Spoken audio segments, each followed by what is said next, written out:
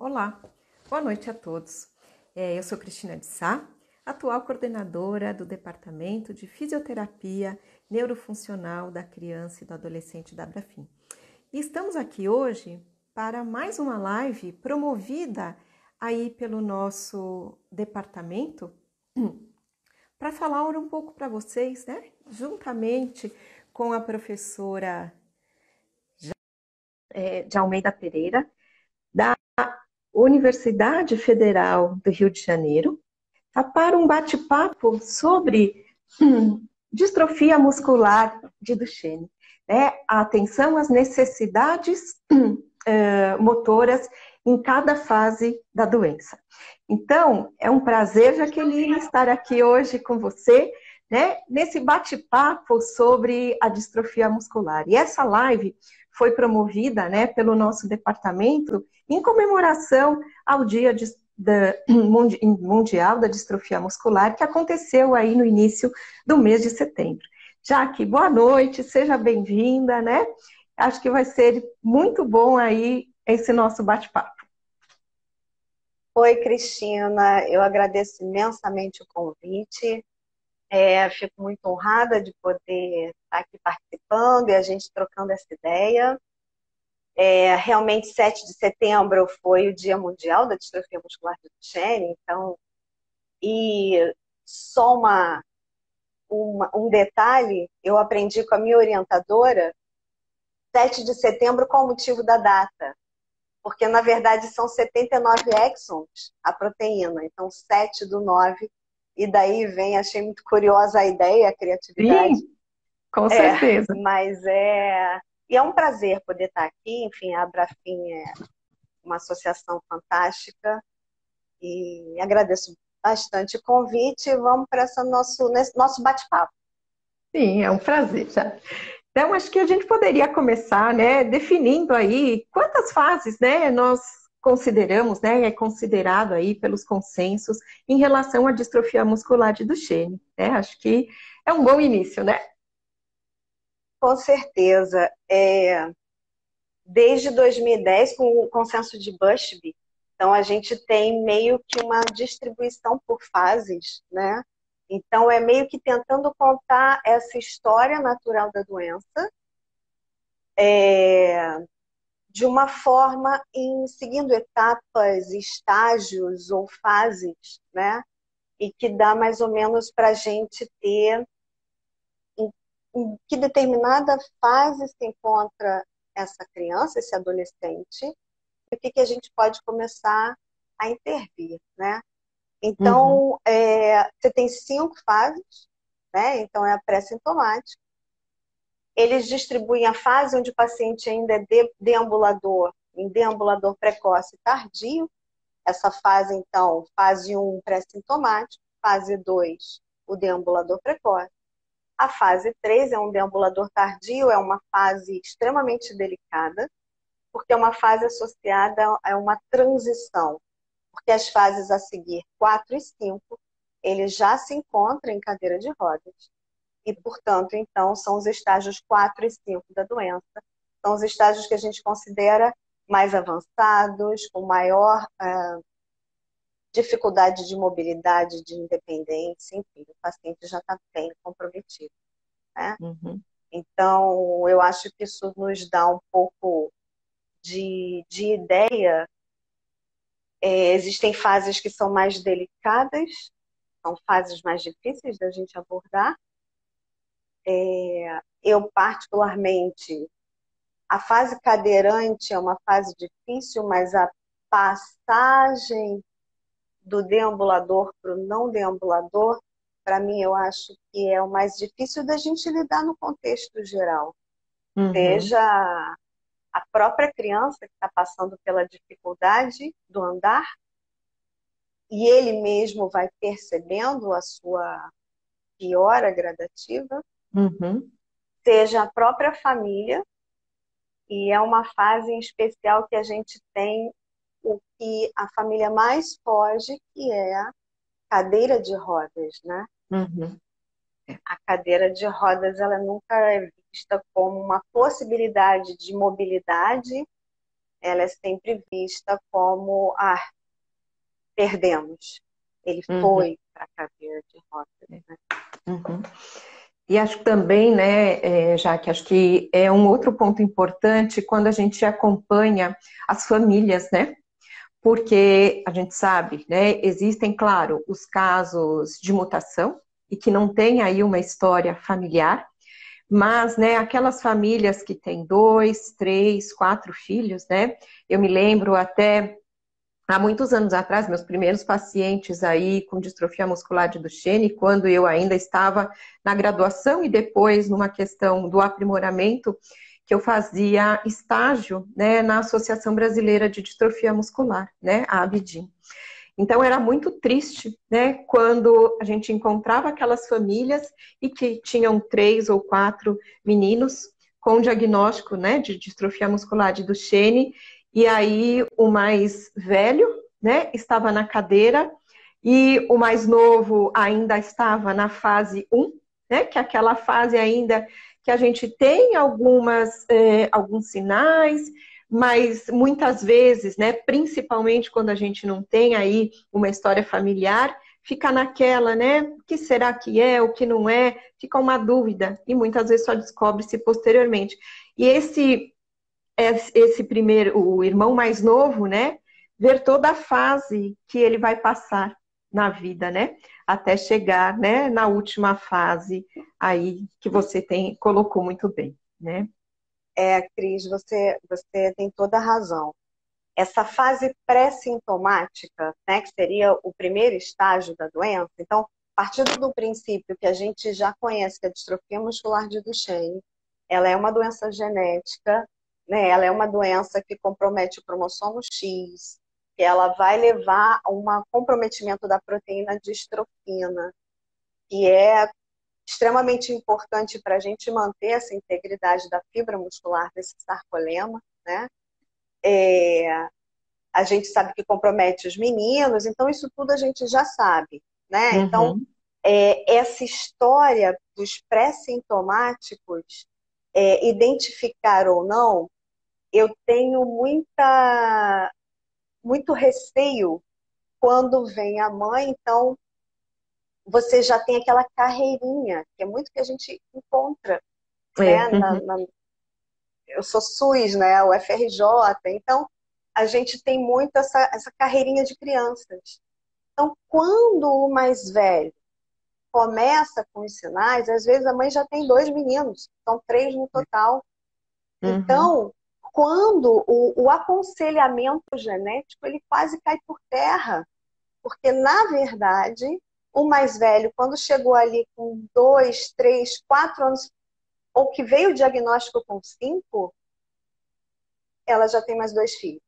Então, essa carreirinha de crianças, uma próxima da outra, faz com que essa intervenção do aconselhamento genético ele fique muito prejudicado, né? Que é exatamente isso que você falou. Então, as Uhum. diferenças de idade são curtas, 1 ano para cada filho. Então, quando o mais velho começa com problema, a gente acaba perdendo esse ponto importante do aconselhamento genético, né? A gente também Uhum. sabe que muitas das vezes isso não funciona muito. A gente também tem aquelas distâncias, então a gente tem histórias, já tem um tio da criança, a criança, e aí tem mais um filho, né? Então, com uma Uhum. diferença de idade grande, um já é cadeirante, então isso complica bastante. A gente, às vezes, passa por situações de cunho religioso, então eu sei que meu irmão, a mãe falando, né? Eu sei que Uhum. meu irmão morreu de Duchenne, o meu filho tem 10 anos, tem Duchenne, mas eu agora vou tentar uma menina. E aí, por mais que não, ou eu quero um outro filho e Deus não irá permitir que venha outra criança. Então, a gente Uhum. tem essa questão social também atrapalhando um pouco essa questão do aconselhamento genético e de fato, Uhum. isso fazer valer, né?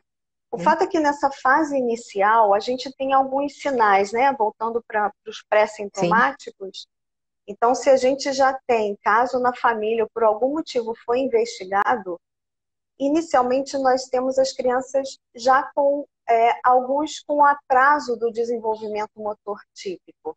Então, geralmente são crianças que ficam de pé mais tarde ou começam a marcha independente mais tarde, né? Então, a gente tem ali, em média, 18 meses dessas crianças com Duchenne começando a andar. Uhum.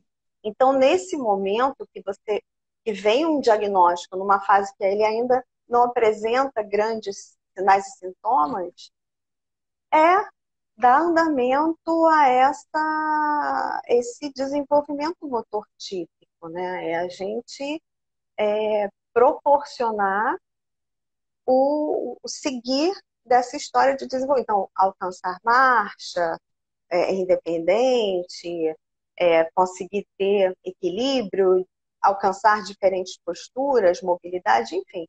A gente, então, Uhum. dá seguimento a esse desenvolvimento motor, né? Então, nessa fase inicial, a gente não tem grandes comprometimentos que vá nos trazer grandes trabalhos do ponto de vista. Também não vai nos trazer grandes trabalhos vírgula, né? Pegar uma Uhum. criança que você sabe que vai perder a marcha, mas que chegou para você inteira, né? Chegou para você ainda sem grandes sinais de pseudohipertrofia, tem encurtamentos, tem deformidades, isso faz com que você possa comparar ele com ele mesmo ao longo dessa história natural, né? Uhum. E acho que é uma história natural também, que nos últimos anos modificou bastante, né, Cris?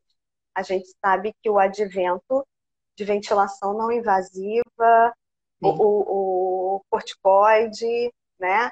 Então, muita coisa veio para fazer com que essas crianças tivessem uma qualidade de vida maior. A gente Uhum. continua com os estágios da doença. Então, eles vão se tornar não deambulantes, Uhum.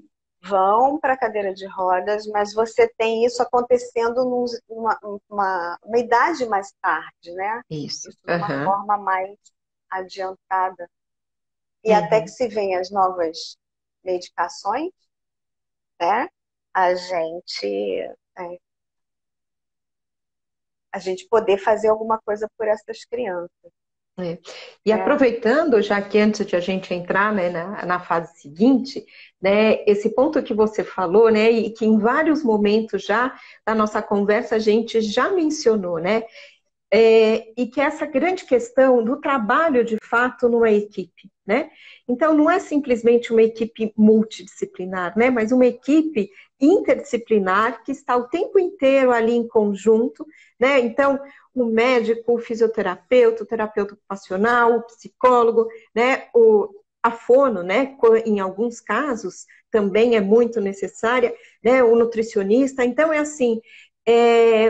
É um conjunto, né, de profissionais que vão proporcionar, né, uma melhor qualidade de vida a esses indivíduos, né? Então, se isso já vai acontecendo, né, desde o início, né, numa fase, digamos, na fase 1, que a gente fala, né, uma fase pré-clínica, e principalmente nesses indivíduos que têm, né, a escadinha, nesses irmãos todos, né, como a gente citou o exemplo, isso faz total diferença, né? Então, de novo, né, essa questão, a grande evolução aí com a medicação e outras coisas que a gente tem visto, né, não é só o corticoide, tem algumas outras medicações que têm trazido alguns benefícios, em alguns pacientes, em outros não, né, e assim por diante, né, mas acho que esse trabalho é fundamental aí, pensando na atenção muscular mesmo, né? Em toda a questão aí motora dessas crianças e, claro, não esquecendo do que vem pela frente, né?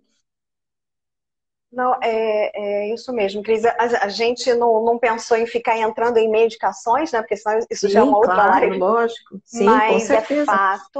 é Uhum, fato, a gente tem medicações promissoras, né? Que a gente já uhum, sabe. É, a qualidade ou o postergar das funções motoras, elas passam a ser tangíveis de alguma Isso. forma. Uhum. Mas o fisioterapeuta ou a equipe, ela tem muita responsabilidade se eu já tenho crianças que já estão num estágio extremamente avançado e Uhum. com muitas deformidades e comorbidades, é quase querer algum tipo de milagre, né? Uhum. Então, a gente precisa entender que se você já perdeu fibras musculares, se você já está numa condição de muito agravo da doença, é mais difícil, né? Uhum. Tudo é mais difícil. A gente tem um caminho bom aí, mas é mais difícil. E isso da equipe, Cris, eu concordo super contigo, assim. Agora, o que que é difícil?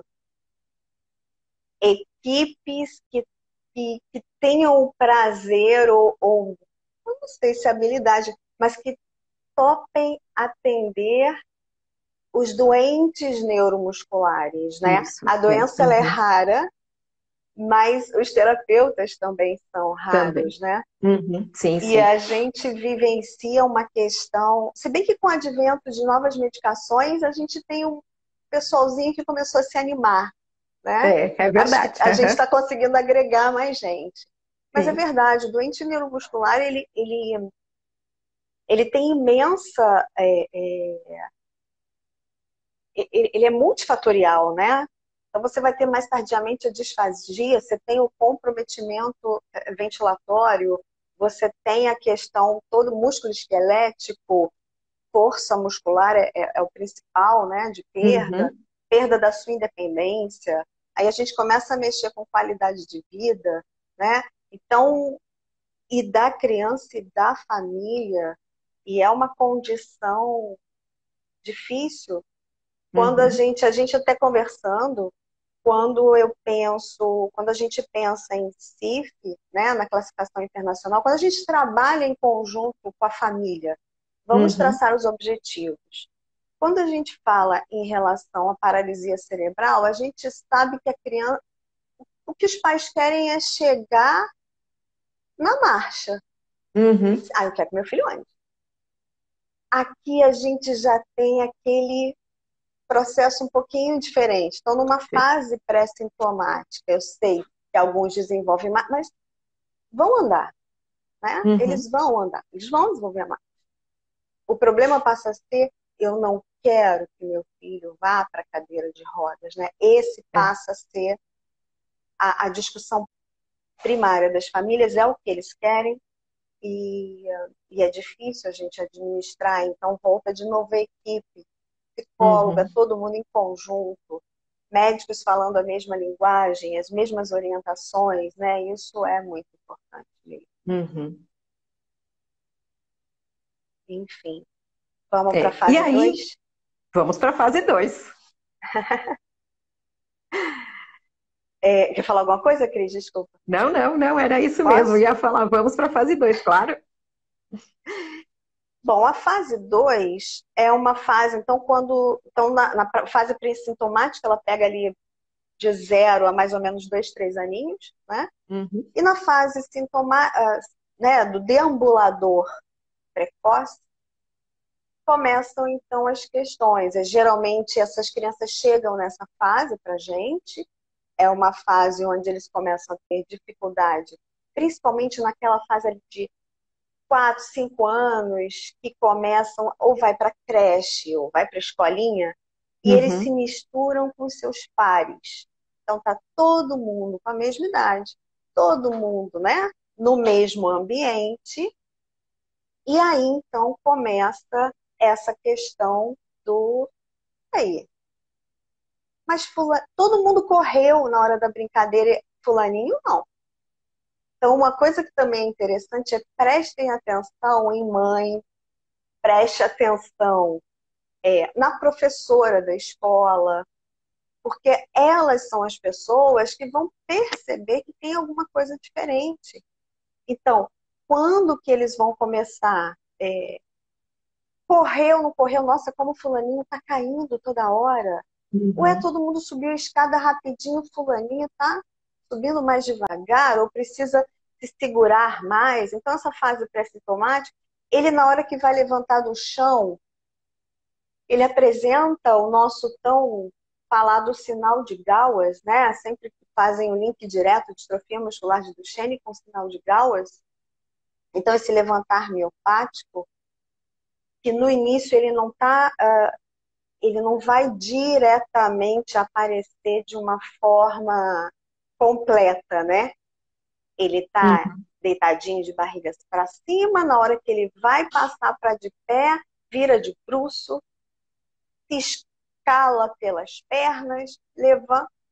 Isso vai acontecendo aos poucos. Você pede para ele levantar, ele vira de bruço, ele pode apoiar uma mãozinha só, ele pode apoiar as mãos no chão e nem apoiar na perna, mas já é um indício que essa fraqueza muscular dessas cinturas, né, pélvica e escapular, já estão presentes, principalmente a pélvica.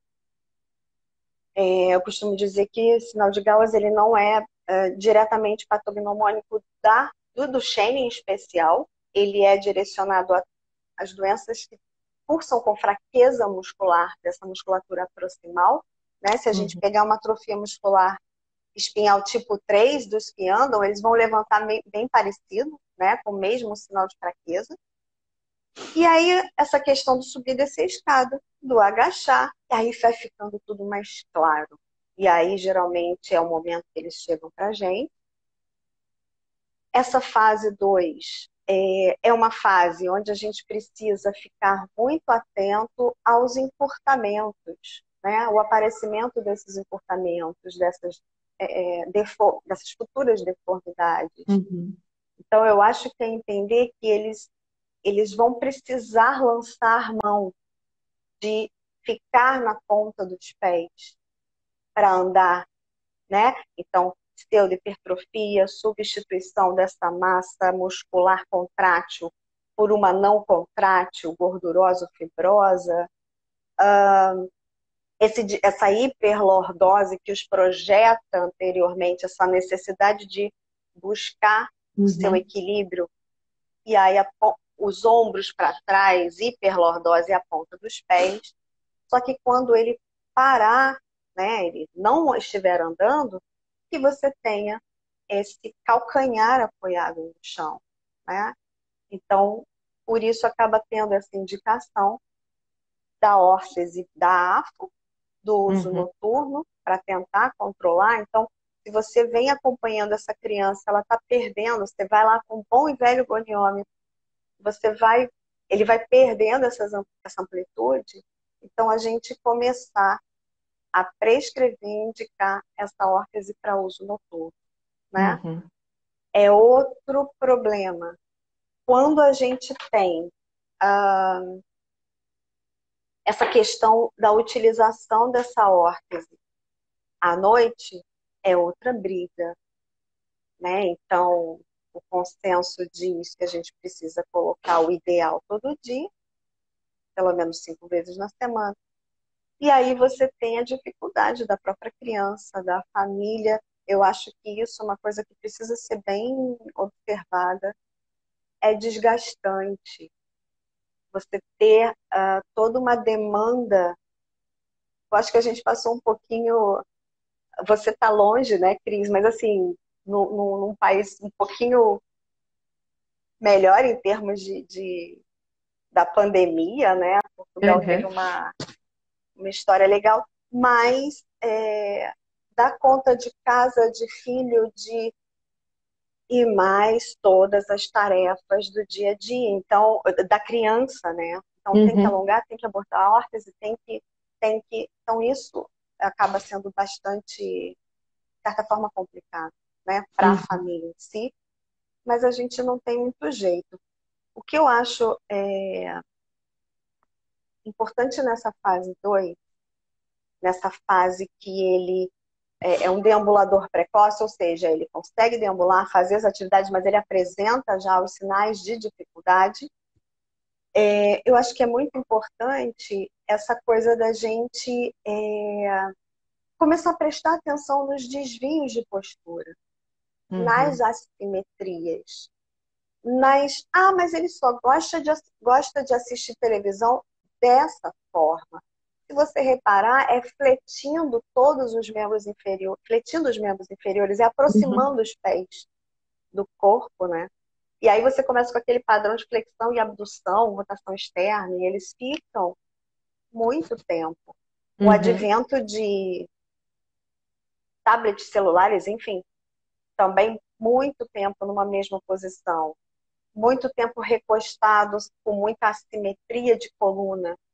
Então, quando a gente observa eles de pé, você já vai ver que tem um de mídia que eles gostam de Mas. transferir mais o peso do que o outro, né? Uhum. Então, na É. verdade, eles acabam tendo essa, essa questão da transferência dessas e essa assimetria vai ser aquela escoliose lá da fase Na frente. Uhum. cadeirante, né? É. Que aí fica mais gritante porque a fraqueza avançou muito mais, né? Uhum. Então acho que prestar atenção nesses grupos musculares encurtados e não esquecer membros superiores e tronco, E tronco. né? Então É. eu falei dessas posturas assimétricas do eixo e membros superiores, né? Então, se vocês tiverem, quem tem oportunidade de trabalho, eu acredito que o público que está nessa live hoje trabalha com paciente de distrofia muscular de Duchenne e tem a questão do própria forma como se segura o videogame. Você já vai vendo que os dedos vão encurtando, que os supinadores vão ficando numa posição de pronação. Então, isso tudo já vai acarretando esses pequenos encurtamentos, essa pequena resistência para a supinação inicial, mas que vai te acarretar muita dificuldade lá na frente, né? Uhum. Então, eu acho que precisa dar atenção também a essas questões. Eu tenho contato com algumas por receber treinamento para aplicação de escalas e por conta do estudo na UFRJ, né, no Instituto de Pediatria. Então, tem o pessoal da Universidade de Newcastle, do Reino Unido, e eles colocam, Jaqueline, a fase que eles podem fazer o que quiserem. Não, mas o paciente ele está precisando, ele quer fazer, tinha um que ele queria fazer luta, né? Uma luta marcial. E eu já pensando, meu Deus, jogando no chão, ele consegue fazer, Deixa. Uhum. adaptar, É. deixa, não limita nada, né? Uhum. A vida por si só, a história já te diz que vai ter uma limitação no futuro, É. então deixa, né? Uma questão que é colocada tanto nessa fase de ambulador precoce e que a gente precisa prestar atenção é tentar evitar os exercícios excêntricos, né? Uhum. Então, todo exercício que lida com frenagem. Então, essa coisa do descer escada, de descer rampa, a gente não fica trabalhando esse sentar e levantar, essa frenagem do ir quase tentando e o levantando, né? Uhum. Bem diferente do que a gente pensa no paralisado cerebral, no espástico, são outros mecanismos. Então, a gente Uhum. não trabalha em cima disso. Então, é deixar a criança realizar da forma que puder. É claro que a gente... mas quem não sobe não desce escada. Não é que ele não vá, mas isso não pode ser um exercício. Descer X Uhum. vezes uma rampa, descer X vezes uma escada, né? Isso precisa acontecer naturalmente Naturalmente. e ele conseguindo, Uhum. tá? Porque Muito senão eu bem. vou falando, falando, Então, falando que né? Eu acho fala. que assim, já que um ponto extremamente importante, né, de tudo que você falou, eu acho que assim, a gente tem que chamar bem atenção quando você se referiu à questão das assimetrias, né, e da questão da ênfase já nos membros superiores, né, numa fase mais precoce, nessa fase 2, né, e não Sim, deixar, por exemplo, quando se fala, né, em alguns artigos que a gente vê, que se fala sobre as questões da fase, fala assim, não, olha, a gente só vai prestar atenção, né, nas assimetrias, principalmente aí no tronco, nos membros superiores, quando ele for para a cadeira, né, e não, porque como você relatou muito bem, né, já nessa fase inicial, a gente já nota uma série de assimetrias, tá? No tronco, como nos membros também, e no posicionamento mesmo de exercer alguma atividade aí com os membros superiores. Né? Então, até quando você deu o exemplo da questão de como ele segura, né, o joystick, ou como ele segura o celular, para justamente realizar, né, o joguinho lá que ele deseja. Então, acho que é um ponto, né, importante que a gente deve trazer já para esse início da fase 2 e que tem a literatura, nem toda a literatura, por mais que ela seja de 2018, né, de 2017, de 2019, às vezes ela traz isso, né, ainda está um pouquinho engessada, né, que dá aquela impressão que alguns profissionais acabam exercendo, olha, só enfatizar a questão dos membros inferiores, pensando aí na questão da marcha. Né? É claro que isso precisa ser mantido, né, o máximo possível, mas a gente não pode esquecer do restante, porque isso fará toda a diferença para essa criança, né, ou para esse adolescente, quando ele atingir, né, a cadeira de rodas, né, a fase que ele vai aí, perdeu a marcha e foi para a cadeira de rodas. Né? Acho que é Sim, ele vai fundamental isso tudo, precisar né? disso, Sim. exatamente, Uhum. Cris.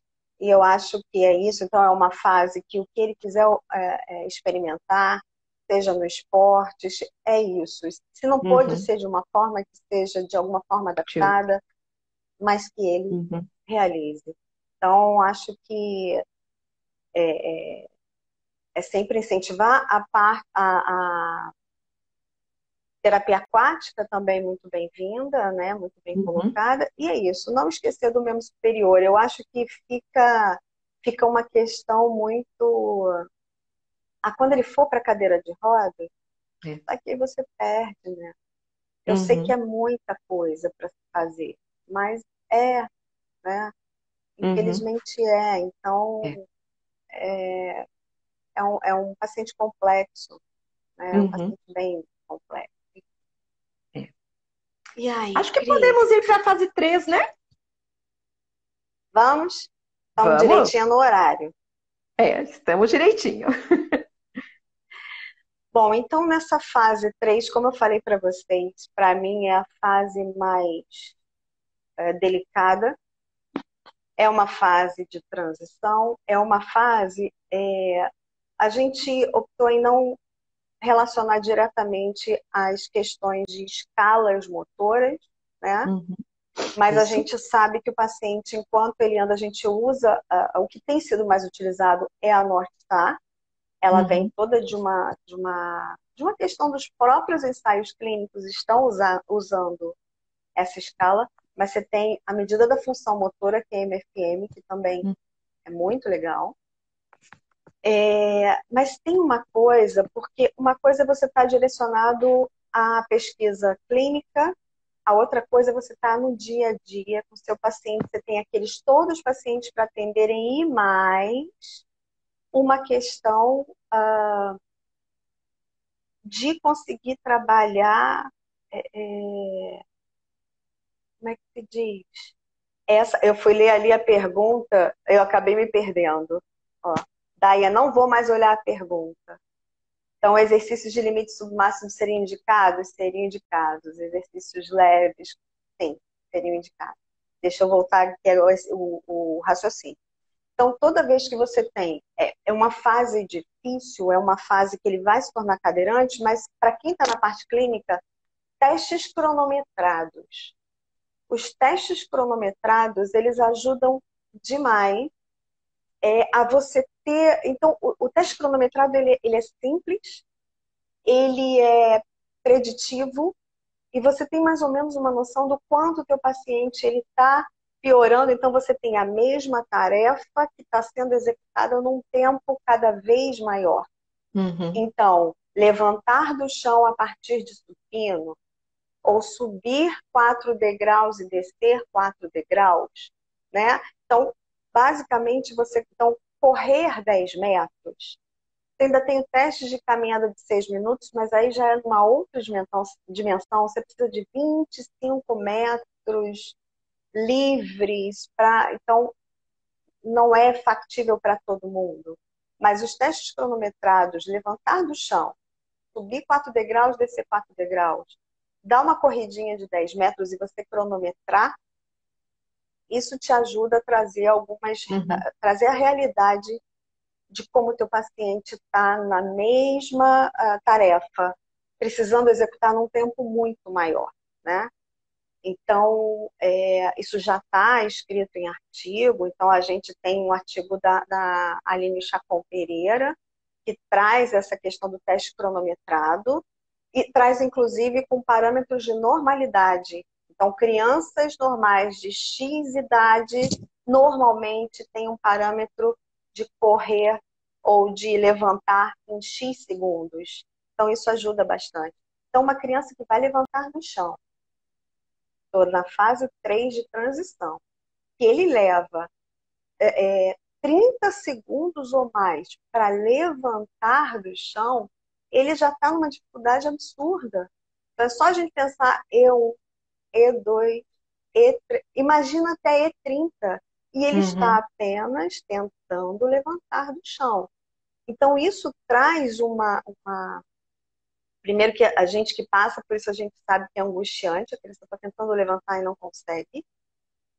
Para em determinadas posições extremamente desagradáveis e tentando levantar, e a gente começa a ver, então, que ele, de fato, está perdendo a sua capacidade de andar de forma independente. O consenso, ele traz que quando você tem essa dificuldade, né, do andar, que você, então, use dispositivos como trava de joelhos, os extensores e a órtese, para você conseguir fazer essa marcha mais orientada, né, dentro da terapia. O fato, eu não sei, Cris, mas assim, para a tua vivência, a gente conversou um pouquinho, acho que meio que bate, é um momento muito difícil. É um momento que a gente... é difícil da mãe fazer isso em casa, são crianças às vezes muito pesadas, para você colocar um extensor travando o joelho, a órtese do pé, colocar ele em pé, mas de fato durante 30 minutos, durante 60 minutos por dia, o consenso diz que é importante para a saúde óssea, para você conseguir colocar esse paciente, postergar o máximo essa perda da marcha. Mas é difícil, né? Sem ter um parapódio, uma tábua ortostática, é difícil. Então, nessa fase finalzinho de transição, as quedas aumentam absurdamente. Você vai ver que extensores, quando você vai testar quadríceps, o grau de força ele já está 3, ele já não consegue, o joelho destrava automaticamente. E ele diz para você, minha perna agora é dura. Ele começa a se enrijecer, porque se ele relaxar, o joelho destrava e ele cai, se machuca. E as quedas são assustadoras para ele e para a família. Aí entra a boa e velha indicação da cadeira de rodas para longas distâncias, né? E aí as longas, a cadeira de rodas, ela passa, então, é o tabu. Ninguém quer fazer com que seu filho vá para a cadeira de rodas, afinal de contas eles estão fugindo desse momento, né? E então é complicado. Então, se você está em terapia, uma coisa que vai acontecendo também associado a essa dificuldade do andar é a dificuldade de levar para a fisioterapia.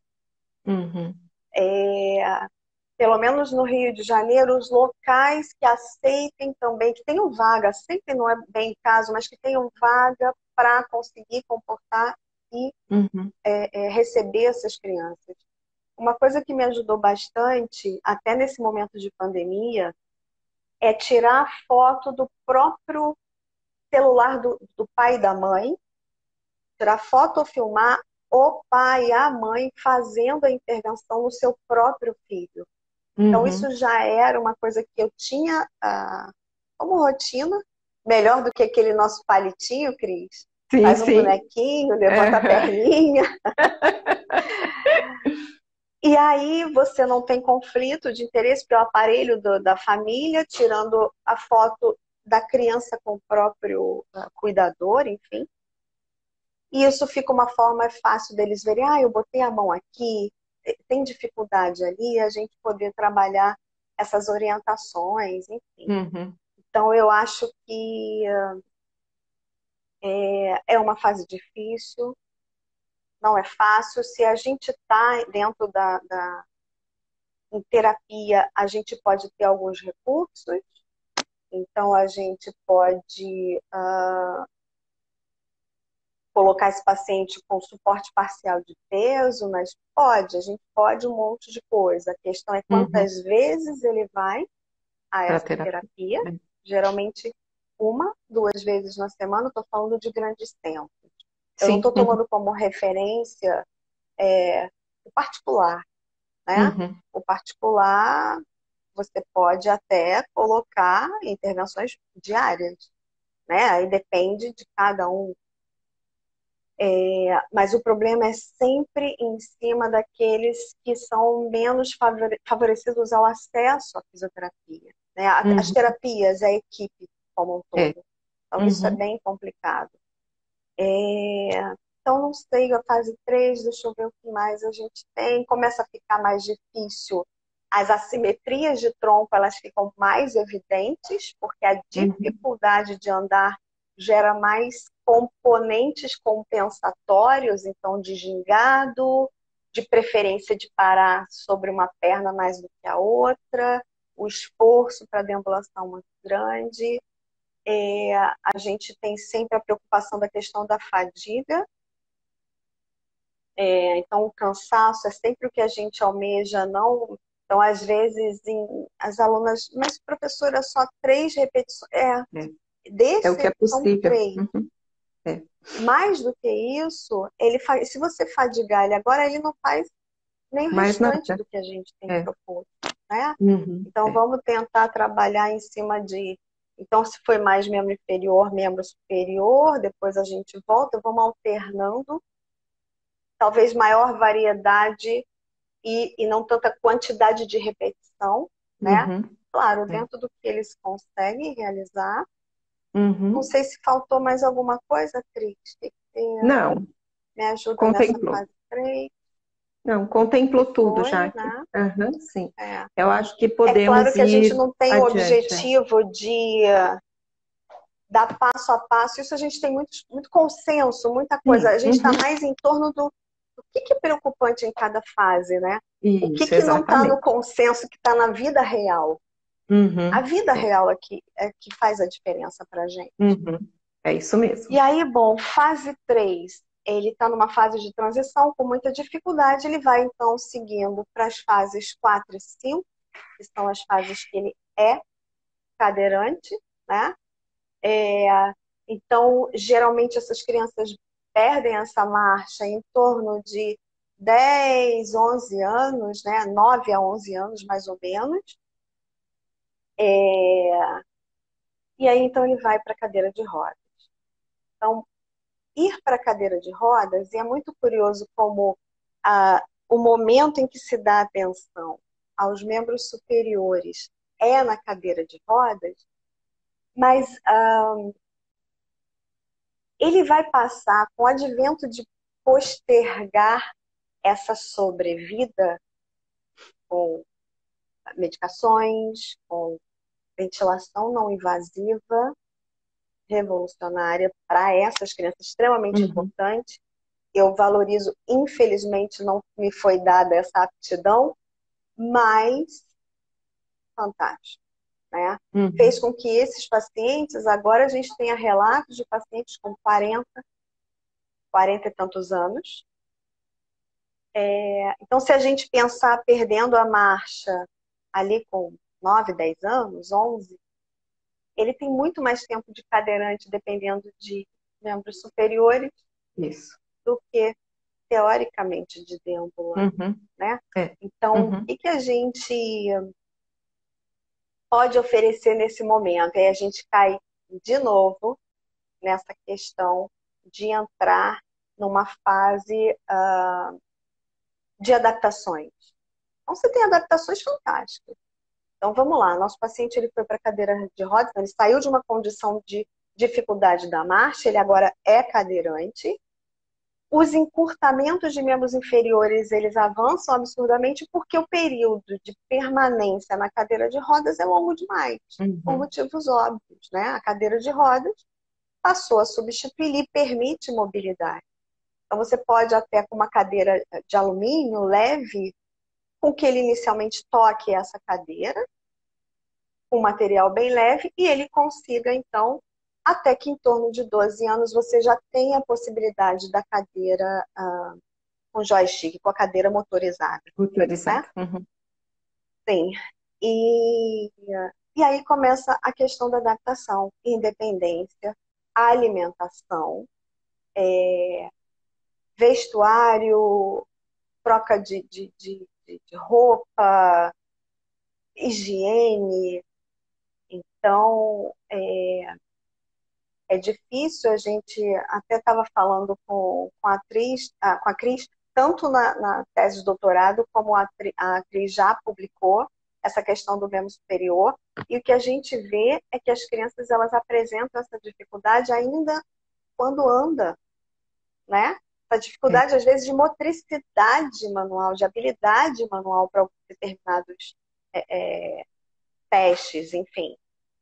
E essa fraqueza muscular que já começa a apresentar compensações para fletir esse ombro. Então, ele já inclina Uhum. o tronco para conseguir elevar, fazer flexão de ombro acima de 90 graus. Então, se você tomou cuidado desde lá de trás, talvez você tenha um resultado mais funcional. Então, a gente começa a trabalhar com a adaptação dessa cadeira.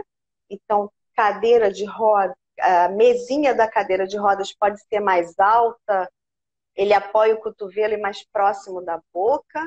E aí, as nossas colegas terapeutas ocupacionais com milhões de possibilidades, até que adaptações muito mais caras, né? Uhum. Então, que permitem eles, com o braço de alavanca, eles tiram o peso do ombro e do cotovelo, e a criança, então, tem uma mobilidade. A gente sabe que o comprometimento maior é proximal, descendo para cotovelo com imão, né?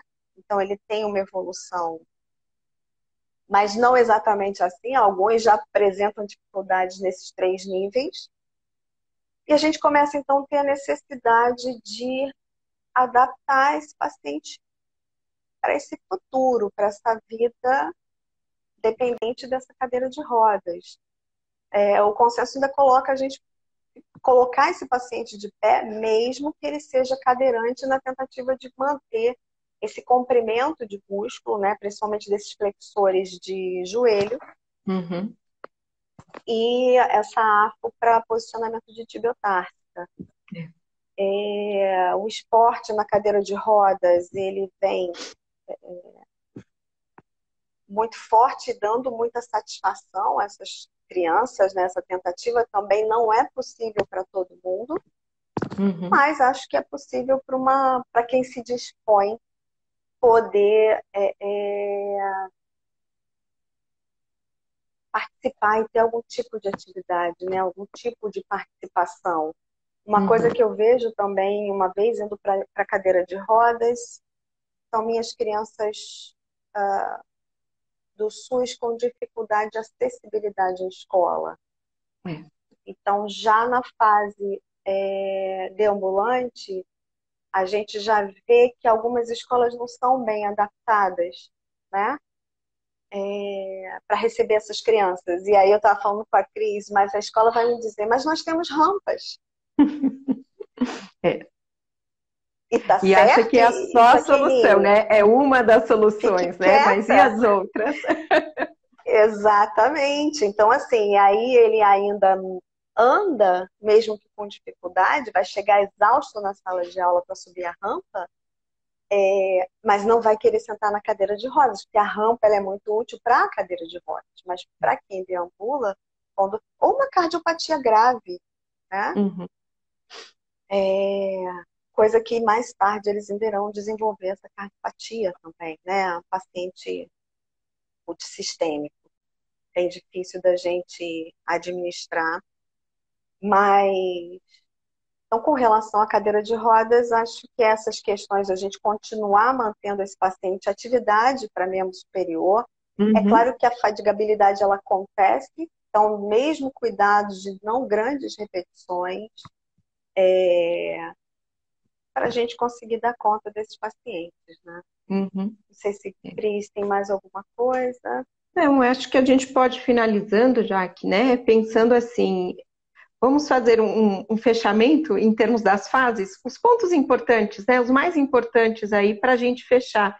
Então, né, o que é mais importante na fase 1, na fase 2, na fase 3, na fase 4 e 5, né? Sendo que a 3 lá é aquela transição, né? Acho que a gente pode fechar dessa maneira, né?